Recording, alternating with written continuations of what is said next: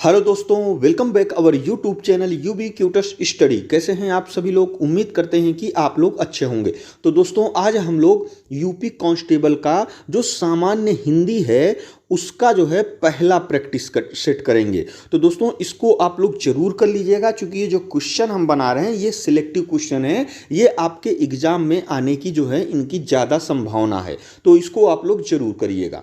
तो आइए हम लोग शुरू करते हैं। हमारा पहला क्वेश्चन है, निम्नलिखित में से किस विकल्प में सभी शब्द भाववाचक संज्ञा शब्द हैं?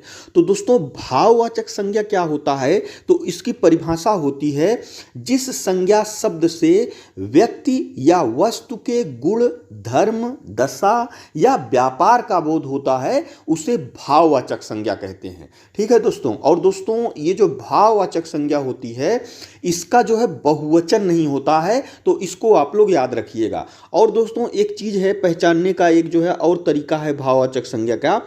ये दोस्तों, आप लोग जब इसका जो है नाम आप लोग प्रोनाउंस करेंगे अपने मुंह से, तो दोस्तों देखेंगे कि आप लोग इसको जो है महसूस कर सकते हैं। उसको आप जो है सामने नहीं प्रतीत होता मानेंगे, आप सिर्फ उसको महसूस कर सकते हैं।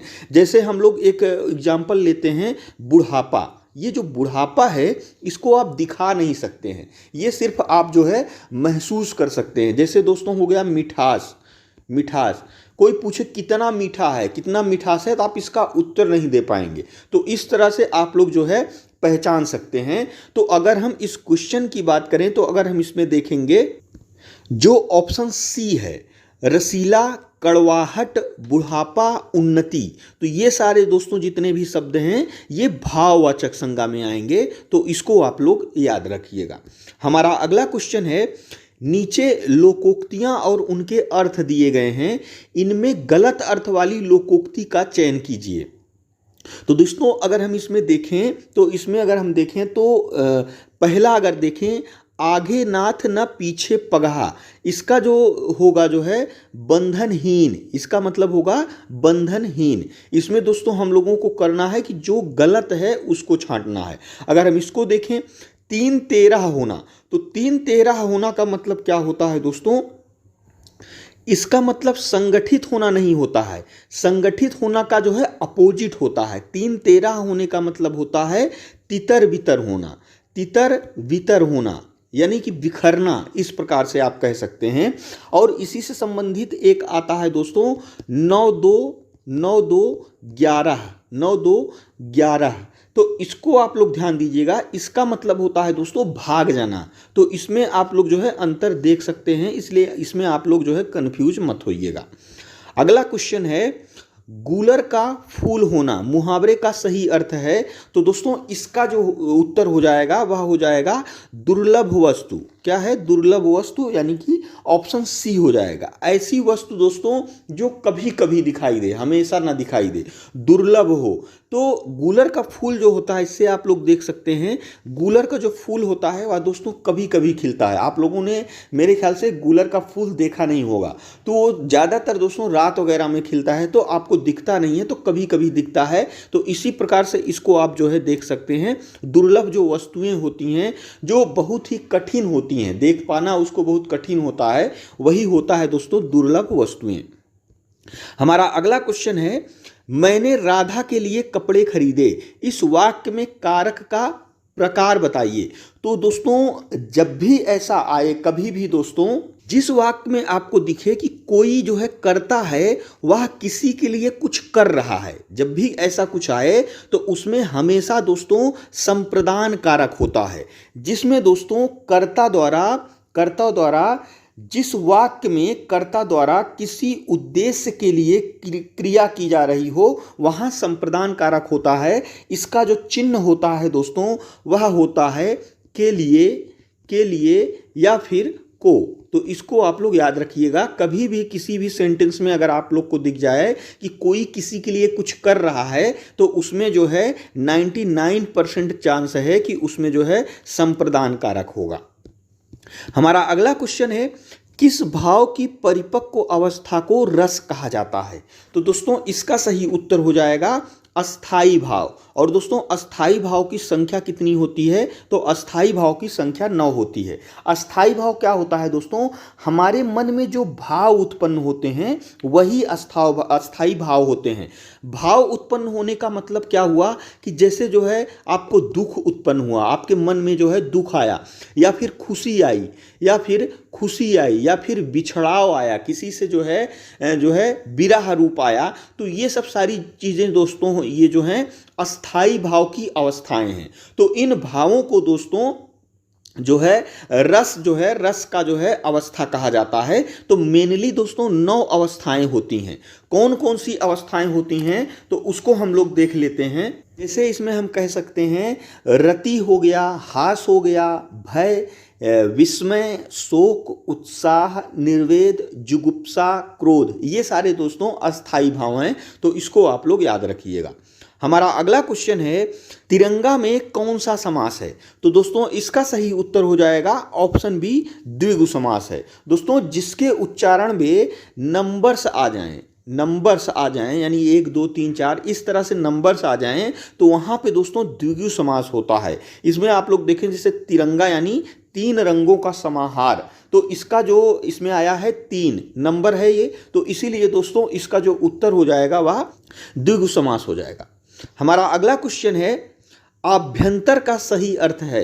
तो दोस्तों आभ्यंतर का सही अर्थ होता है किसी वस्तु का जो भीतरी भाग होता है, अंदर का भाग होता है, उसी को दोस्तों आभ्यंतर कहते हैं। यानी कि इसका सही उत्तर ऑप्शन डी हो जाएगा। हमारा अगला क्वेश्चन है किस क्षेत्र की बोली को काशिका कहा जाता है? तो दोस्तों इसका जो क्षेत्र है वह दोस्तों वाराणसी है। मेनली दोस्तों वाराणसी है, इसमें इलाहाबाद भी आ जाता है कुछ भाग। तो इसका दोस्तों मेन जो भाग होता है, क्षेत्र है, वह वाराणसी है। और दोस्तों इसका जो नाम है वह काशी के नाम पे पड़ा है, काशिका। तो इसको आप लोग याद रखिएगा। हमारा अगला क्वेश्चन है जूही की कली कविता के कवि कौन हैं? तो दोस्तों इसका सही उत्तर हो जाएगा ऑप्शन ए, सूर्यकांत त्रिपाठी निराला है। हमारा अगला क्वेश्चन है समूह अर्थक शब्द को चिन्हित कीजिए। तो दोस्तों इसमें आपको देखना है कौन सा ऐसा जो है शब्द है जिसमें समूह आ रहा है, समूह से संबंधित है। तो दोस्तों इसमें अगर हम लोग देखेंगे तो इसका सही उत्तर ऑप्शन ए हो जाएगा अस्तवक। अस्तवक का मतलब क्या होता है दोस्तों? लोगों ने सुना होगा गुलदस्ता, जो गुलदस्ता होता है इसी को दोस्तों अस्तवक कहते हैं। गुलदस्ता में हम लोगों को पता है कि इसमें दोस्तों फूलों की जो है, कई प्रकार के फूल होते हैं, तो इसीलिए इसको जो है गुलदस्ता कहते हैं। तो इसका सही उत्तर ऑप्शन ए हो जाएगा। हमारा अगला क्वेश्चन है निम्नलिखित में से मिश्र वाक्य का चयन कीजिए। तो इसमें दोस्तों मिश्र वाक्य को हमें देखना है। तो दोस्तों मिश्र वाक्य का मतलब क्या होता है? मिश्र वाक्य में आप लोग एक चीज ध्यान दीजिएगा, इसमें दोस्तों पहले जो पहला वाक्य होगा उसमें आप लोग देखेंगे कि उसमें जो है सरल वाक्य आया रहेगा, और इसी से संबंधित इसी पे वो दूसरा जो वाक्य आएगा इसी पे डिपेंड करेगा। ठीक है, तो अगर हम इस वाक्य को देखें तो जो विद्यार्थी परिश्रमी है, ये आपका सरल वाक्य हो गया और इसी से संबंधित है, वह अवश्य सफल होगा। यानी कि जो विद्यार्थी परिश्रमी होगा वही सफल होगा। तो ये जो वाक्य है ये पहले वाले पे डिपेंड कर रहा है। तो इस प्रकार के जो वाक्य आते हैं दोस्तों वो जो है मिश्र वाक्य होते हैं। तो इसका सही उत्तर ऑप्शन सी हो जाएगा। हमारा अगला क्वेश्चन है शब्द युग्म के सही अर्थ भेद का चयन कीजिए। तो दोस्तों इसमें जो है सही अर्थ का चयन करना है। तो अंबुज का मतलब होता है दोस्तों कमल, और दोस्तों जा की जगह जो दा आ गया है इसकी वजह से ये अम्बुद बन गया है, और अम्बुद का मतलब होता है दोस्तों बादल। यानी कि इसका जो सही उत्तर हो जाएगा ऑप्शन ए हो जाएगा, कमल और बादल। हमारा अगला क्वेश्चन है दो समानार्थी शब्दों की पुनरुक्ति के बीच में जिस विराम चिन्ह का प्रयोग होता है उसको क्या कहते हैं? तो दोस्तों जैसे हम लोग एग्जाम्पल लेते हैं, जैसे आ गया बार बार, बार बार। तो इस तरह से अगर हम लोग कोई जो है किसी वाक्य में प्रयोग कर रहे हैं तो इसके बीच दोस्तों ये वाला चिन्ह लगता है, तो इसको क्या कहते हैं, तो इसी को हम लोग जो है योजक चिन्ह कहते हैं। तो इसका जो सही उत्तर हो जाएगा ऑप्शन बी हो जाएगा, योजक चिन्ह। हमारा अगला क्वेश्चन है, हिंदी वर्णमाला में अंतःस्थ व्यंजन कौन से हैं? तो दोस्तों इसका सही उत्तर होगा ऑप्शन बी, या, रा, ला, वा। ये दोस्तों अंतःस्थ व्यंजन में आते हैं, तो इसको आप लोग जो है याद रखिएगा। और अगर हम बात करें दोस्तों कि तीनों सा और हा, हमने आपको बताया है कि इस सा को क्या बोलते हैं, इस सा को क्या बोलते हैं और इस सा को क्या बोलते हैं। तो दोस्तों ये वाला जो सा है इसको बोलते हैं दोस्तों तालु सा। कौन सा? तालु या तालव्य सा। और इसको दोस्तों मूर्धा सा बोलते हैं। और इस वाले को दोस्तों जो है, इस वाले को जो है दंत सा बोला जाता है, ठीक है। और ये हा है। तो दोस्तों इसको क्या बोलते हैं, इस समूह को बोलते हैं ऊष्म या संघर्षी व्यंजन। क्या बोलते हैं? ऊष्म या संघर्षी व्यंजन। और अगर हम इसकी बात करें तो इसको बोलते हैं दोस्तों संयुक्त व्यंजन। क्या बोलते हैं? संयुक्त व्यंजन। इसको आप लोग ध्यान से देखिएगा दोस्तों, चूंकि ये हमारे एग्जाम में डायरेक्ट क्वेश्चन बनते हैं, तो इसको आप लोग बहुत ही एकदम ध्यान से समझिएगा और इसको जो है जितनी बार हो सके इसका जो है प्रैक्टिस जरूर करिएगा। और दोस्तों अगर हम च छ ज झ की बात करें तो इसको हम बोलते हैं, ये दोस्तों तालु वर्ग का जो है, तालु वर्ग का ये जो है वर्ग क्या होता है, इसकी चर्चा हम लोगों ने जो वर्णमाला की क्लास पढ़ा था उसमें कर लिया है। और इसी को दोस्तों, इस वर्ग को एक नाम से और जाना जाता है जिसको कहते हैं स्पर्श संघर्षी। क्या कहते हैं? स्पर्श संघर्षी। इसको दोस्तों स्पर्श संघर्षी बोलते हैं और इसको दोस्तों संघर्षी या ऊष्म व्यंजन बोलते हैं। तो इसको आप लोग याद रखिएगा। हमारा अगला क्वेश्चन है, किस छंद में 26 मात्राएं होती हैं तथा 14-12 पर यति होती है? तो दोस्तों इसका जो सही उत्तर हो जाएगा ऑप्शन सी हो जाएगा, गीतिका में होता है। इसमें दोस्तों गीतिका में जो है 26 मात्राएं होती हैं और 14 और 12 पर यति होती है। यति का मतलब क्या होता है कि जब दोस्तों हम लोग कोई छंद पढ़ते हैं, जैसे ये कोई छंद लिखा है, अगर हम इसको पढ़ते हैं, जैसे एक एग्जाम्पल से ले लेते हैं हम दोस्तों, मातृभूसी मातृभू है, अन्न से तुलना नहीं। तो इसमें दोस्तों जो है के बाद कॉमा लगा है के बाद जो कॉमा लगा है, यही दोस्तों यति है। इसका मतलब दोस्तों जो छंद होता है उसको पढ़ते समय दोस्तों बीच में रुकना पड़ता है, सांस लेना पड़ता है। तो उसी जो रुकने की जो है टाइमिंग है, उसी को दोस्तों यति कहते हैं, ठीक है। उसी को जो है यति कहते हैं। तो इसमें जो कामा लगा है यही जो है यति होती है। तो जो यति लगी है, अगर हम ये जो वाक्य लिखा है अगर हम इसको देखेंगे तो इसमें देखेंगे दोस्तों यहाँ पे जो है 12 मात्राएं होंगी, यहाँ पर जो है 12 मात्राएं होंगी और कामा के इधर दोस्तों 12 होंगी। इसको आप लोग देखेंगे और ये दोनों प्लस करेंगे तो टोटल जो है 26 आ जाएगा। हमारा अगला क्वेश्चन है, निम्नलिखित में से असंगत यानी कि गलत विलोम शब्द युग्म कौन सा है? तो दोस्तों इसका जो सही उत्तर हो जाएगा ऑप्शन सी हो जाएगा, शाश्वत है। शाश्वत का मतलब होता है दोस्तों जिसका अंत ना हो, जो कभी खत्म ना हो। और इसका शाश्वत का जो विलोम होता है वह होता है नश्वर, जो है जो खत्म हो जाता है उसको जो है नश्वर कहते हैं। तो इसका सही उत्तर ऑप्शन सी हो जाएगा। हमारा अगला क्वेश्चन है, जो अपने स्थान या स्थिति से अलग ना किया जा सके उसको क्या कहते हैं? तो दोस्तों इसका जो सही उत्तर हो जाएगा ऑप्शन ए हो जाएगा, उसको दोस्तों अच्युत के नाम से जानते हैं। और अगर दोस्तों हम अटूट की बात करें तो अटूट का मतलब होता है ना टूटने वाला, ना टूटने वाला, ठीक है, ना टूटने वाला है। और अटल का मतलब क्या होता है? तो अटल का मतलब होता है दोस्तों जो अपनी बात से ना मुकरे, जो अपनी बात से जो है ना मुकरे उसको अटल कहते हैं। और आदेय का मतलब क्या होता है दोस्तों? जो ना दिया गया हो, जो ना दिया गया हो उसको दोस्तों आदेय कहते हैं। तो इसको आप लोग याद रखिएगा।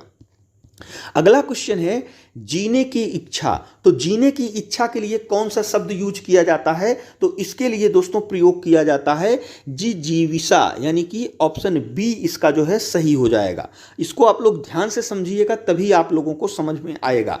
अगर हम जिज्ञासु की बात करें तो जिज्ञासु का मतलब होता है दोस्तों जानने की इच्छा, जानने की इच्छा। और अगर हम दोस्तों जिगीषु का मतलब समझें तो इसका होता है जीतने की इच्छा। क्या होता है? जीतने की इच्छा, ठीक है। और अगर हम दोस्तों पिपासु का मतलब समझें तो दोस्तों इसका मतलब होता है प्यास जो होती है, यानी कि पीने की इच्छा, ठीक है। जो प्यासा होता है उसको जो है पीने की इच्छा पिपासु का मतलब होता है। हमारा अगला क्वेश्चन है सख्यागमन का सही संधि विच्छेद है। तो दोस्तों सख्यागमन का जो सही संधि विच्छेद है वह हो जाएगा सखी धन आगमन, यानी कि इसका सही उत्तर ऑप्शन ए हो जाएगा। और इसमें अगर हम संधि की बात करें कि इसमें कौन सी संधि है, तो दोस्तों इसमें हम लोग देख रहे हैं जो यह है इसका जो है ई बन रहा है। क्या बन रहा है? बड़ी ई बन रहा है। तो इसका मतलब इसमें दोस्तों यड़ संधि होगा, यड़ स्वर संधि होगा। तो इसको आप लोग याद रखिएगा। हमारा अगला क्वेश्चन है जिस छंद में 4 चरण और प्रत्येक चरण में 16 मात्राएं होती हैं वह कहलाता है। तो दोस्तों उसको क्या कहते हैं? तो उसको कहते हैं दोस्तों चौपाई, यानी कि ऑप्शन डी इसका जो है सही हो जाएगा। हमारा अगला क्वेश्चन है अशुद्ध वाक्य का चयन कीजिए। तो दोस्तों इसमें अशुद्ध वाक्य का चयन करना है। तो अगर हम पहले वाक्य की बात करें तो कामायनी उच्च कोटि का काव्य है, तो ये सही हो जाएगा। दूसरा है माता पिता पूजनीय है, तो दोस्तों ये गलत है। इसमें जो दोस्तों पूजनीय शब्द लिखा है ये पूजनीय ना होके होता है दोस्तों पूजनीय। क्या होता है? पूजनीय है। तो इसको आप लोग याद रखिएगा। हमारा अगला क्वेश्चन है छायादार शब्द किसका उदाहरण है? तो दोस्तों जो छायादार शब्द है यह दोस्तों संकर का उदाहरण है, यानी कि ऑप्शन डी इसका सही हो जाएगा। संकर वह शब्द होते हैं दोस्तों जिसमें 2 भाषाओं का मिश्रण होता है। जैसे हम बात करें रेलगाड़ी, इसमें अगर हम बात करें रेल की तो ये दोस्तों इंग्लिश जो है भाषा का शब्द है। और अगर हम गाड़ी की बात करें तो ये दोस्तों हिंदी वाला शब्द है, यानी कि हिंदी भाषा का शब्द है।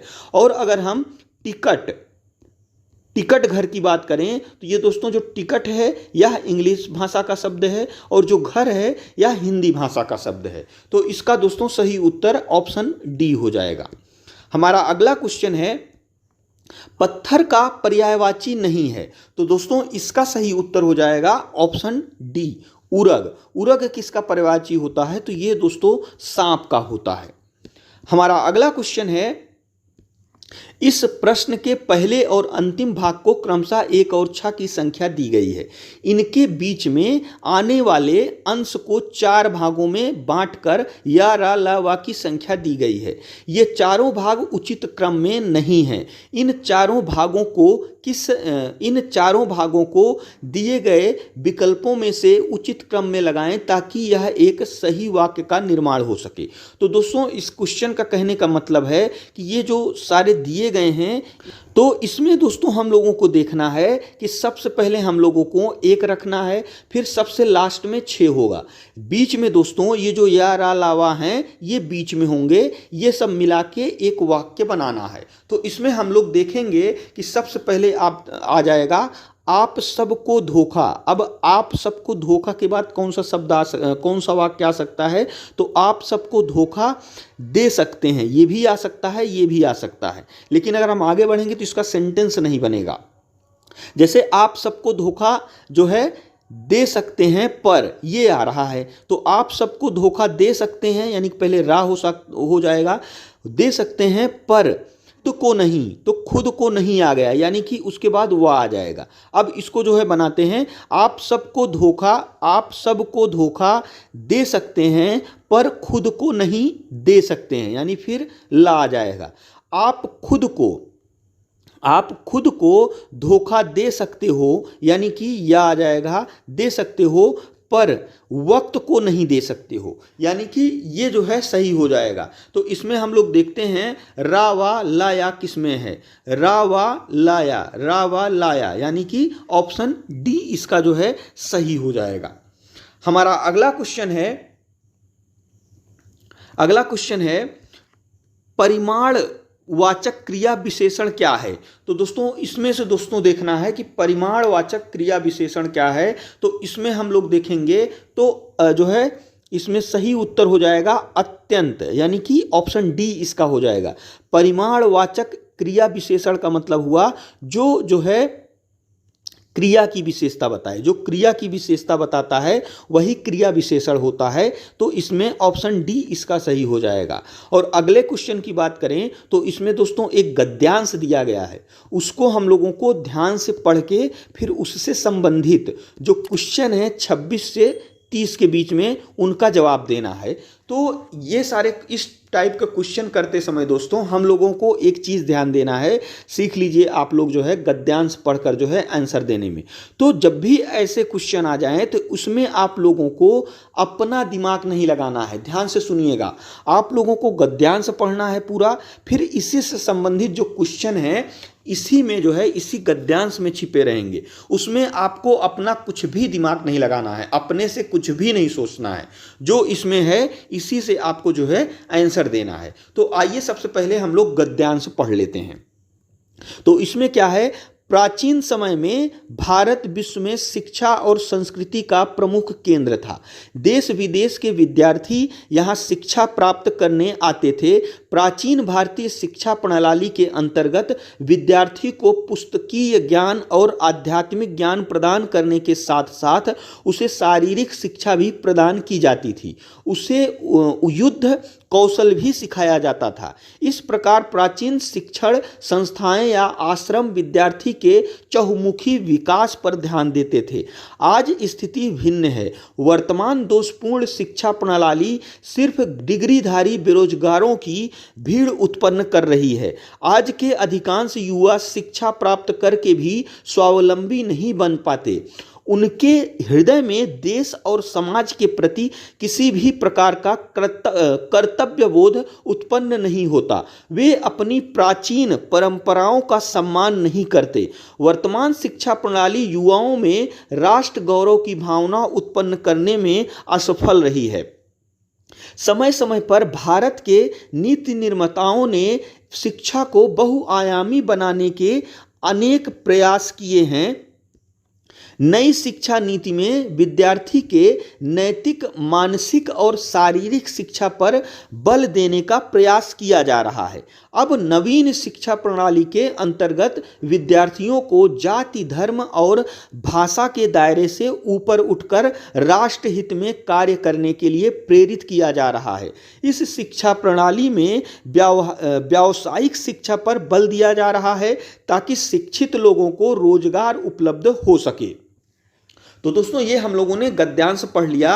अब इससे संबंधित जो क्वेश्चन बनते हैं उसका हमें जो है आंसर करना है। तो इसकी अगर हम बात करें, प्राचीन समय में विश्व में शिक्षा और संस्कृति का प्रमुख केंद्र था। तो दोस्तों इसका जो सही उत्तर हो जाएगा ऑप्शन ए हो जाएगा, भारत था। अगर हम इसकी बात करें इस क्वेश्चन की तो इसी में छिपा है। इसमें अगर हम देखें तो ये पहला ही वाक्य जो है, प्राचीन समय में भारत विश्व में शिक्षा और संस्कृति का प्रमुख केंद्र था। तो ये जो पहला क्वेश्चन बनाया गया 26वां वह इसी से बनाया गया है। तो आप लोग ध्यान दीजिएगा, क्वेश्चन जब आप लोग पढ़ेंगे तो इसमें आप लोग एक्स्ट्रा दिमाग मत लगाइएगा। जो आपके गद्यांश में है इसी से संबंधित जो है क्वेश्चन पूछा जाएगा और इसी गद्यांश में आपका जो है उत्तर छिपा होगा।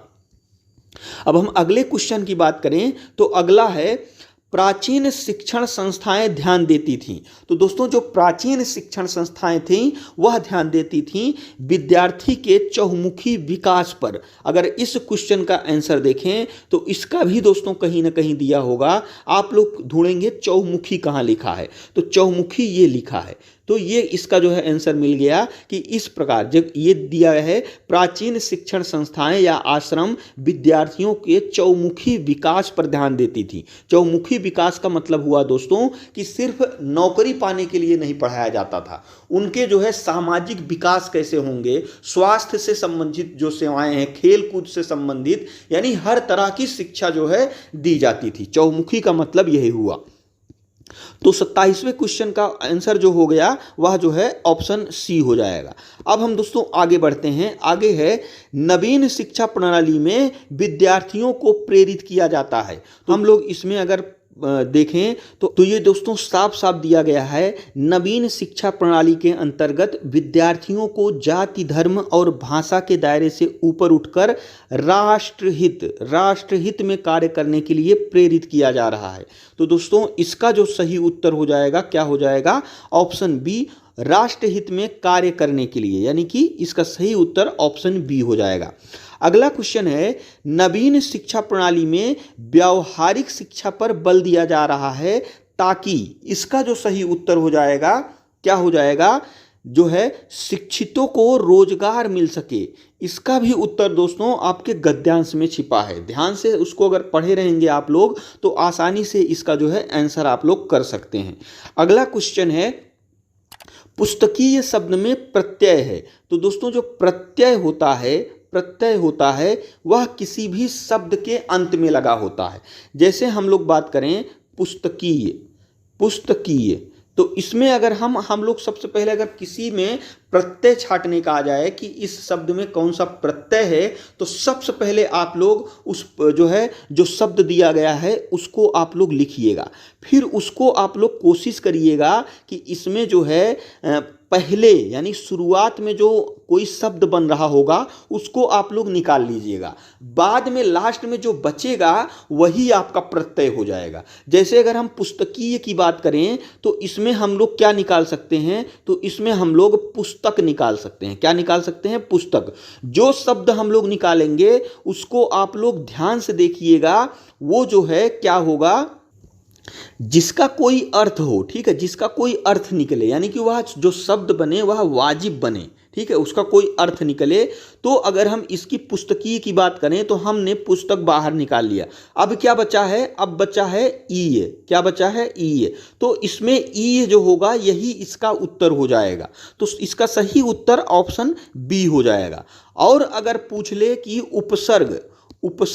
उपसर्ग में क्या करना है कि जो भी शब्द दिया रहे उसको आप लोग लिख लीजिएगा, इसमें आप लोग प्रत्यय का उल्टा करिएगा, इसमें आप लोग कोशिश करिएगा कि इसमें पहला जो है शुरुआत का छोड़ दीजिएगा, लास्ट का कोशिश करिएगा कि कोई वाजिब शब्द निकल आए, वह शब्द निकाल के बाकी जो बचेगा वह उपसर्ग हो जाएगा। तो इसको आप लोग याद रखिएगा। हमारा अगला क्वेश्चन है, वाक्य में त्रुटिपूर्ण भाग का चयन कीजिए। इसमें दोस्तों त्रुटिपूर्ण ढूंढना है, इसमें जो है कहीं त्रुटि है। तो अगर हम पहले की बात करें अनेक अध्यापकों, तो दोस्तों इसमें जो है इसका सही उत्तर पहला ही हो जाएगा। तो दोस्तों अनेक का मतलब क्या होता है, अनेक अपने आप में बहुवचन है, एक से ज़्यादा। तो जो इसके बाद जो शब्द आएगा वह जो है बहुवचन में नहीं लिखा जाएगा, वह एक वचन में ही लिखा जाएगा। जैसे इसमें दोस्तों अध्यापकों लिखा है, यहाँ अध्यापकों न लिखकर लिखा जाएगा अनेक अध्यापक।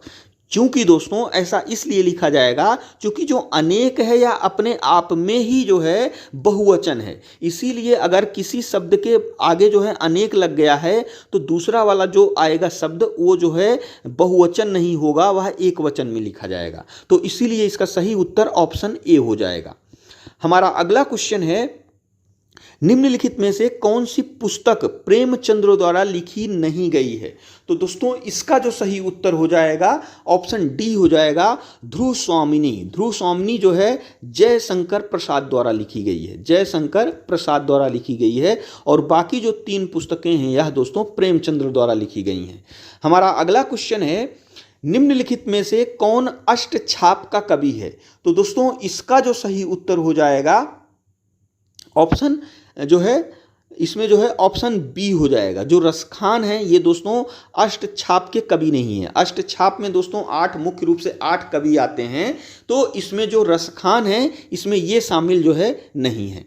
हमारा अगला क्वेश्चन है, वह बहुत मधुर गाता है, इनमें प्रविशेषण शब्द का चयन कीजिए। तो दोस्तों प्रविशेषण का मतलब ये होता है जो दोस्तों विशेषण की विशेषता बताए, जो विशेषण की भी विशेषता बताए उसी को प्रविशेषण कहते हैं। तो अगर हम इस शब्द को ध्यान से पढ़ें तो इसमें क्या लिखा है, वह बहुत मधुर गाता है। तो इसमें अगर हम दोस्तों मधुर की बात करें तो यह अपने आप में ही दोस्तों विशेषण है। ठीक है, मधुर तो गाता है लेकिन इसमें जो है बहुत लग गया है, यानी कि मधुर तो गाता है लेकिन बहुत मधुर गाता है। तो ये जो है जो बहुत लगा है या जो है मधुर को और भी खास बना दे रहा है। तो इसीलिए दोस्तों इसमें जो बहुत है यही जो है प्रविशेषण है, यानी कि ऑप्शन सी इसका सही हो जाएगा। हमारा अगला क्वेश्चन है, निम्नलिखित में से किसको साहित्य अकादमी पुरस्कार मिला। तो दोस्तों इसका जो सही उत्तर हो जाएगा ऑप्शन ए हो जाएगा, नामवर सिंह को मिला था। दोस्तों साहित्य अकादमी पुरस्कार संविधान की जो 8वीं अनुसूची है इसमें दोस्तों 22 भाषाओं की चर्चा की गई है। तो इन 22 भाषाओं में दोस्तों जो भी साहित्य आते हैं, जो भी साहित्य लिखे जाते हैं इन 22 भाषाओं में से किसी भी भाषा में, तो उनको दोस्तों साहित्य अकादमी पुरस्कार जो है दिया जाता है। तो इसमें दोस्तों जो सही उत्तर हो जाएगा ऑप्शन ए हो जाएगा। हमारा अगला क्वेश्चन है, ज्ञानपीठ पुरस्कार किस भाषा से संबंधित है। तो दोस्तों यह किससे संबंधित है, तो दोस्तों यह संविधान की 8वीं अनुसूची की भाषाओं से संबंधित है। यानी कि संविधान की जो 8वीं अनुसूची है उसमें 22 भाषाओं का जो है प्रावधान किया गया है। अब इन 22 भाषाओं में से किसी भी भाषा में अगर कोई साहित्य लिखा गया है तो वह दोस्तों अगर जो है ज्ञानपीठ पुरस्कार के लिए चुना गया है तो उसको जो है ज्ञानपीठ पुरस्कार मिलेगा। हमारा अगला क्वेश्चन है, निम्न में से कौन सा शब्द मोर का पर्यायवाची है। तो दोस्तों इसका सही उत्तर हो जाएगा ऑप्शन बी, मेह प्रिय जो है वह मोर का पर्यायवाची है। तो दोस्तों ये हमारा आज का सामान्य हिंदी का 37 महत्वपूर्ण क्वेश्चन था जो हमारे यूपी कांस्टेबल के लिए बहुत ही महत्वपूर्ण है। तो इसको आप लोग जरूर कर लीजिएगा। और दोस्तों यदि वीडियो अच्छा लगा हो तो हमारे चैनल को जरूर सब्सक्राइब करिएगा। और दोस्तों वीडियो देखने के लिए आपका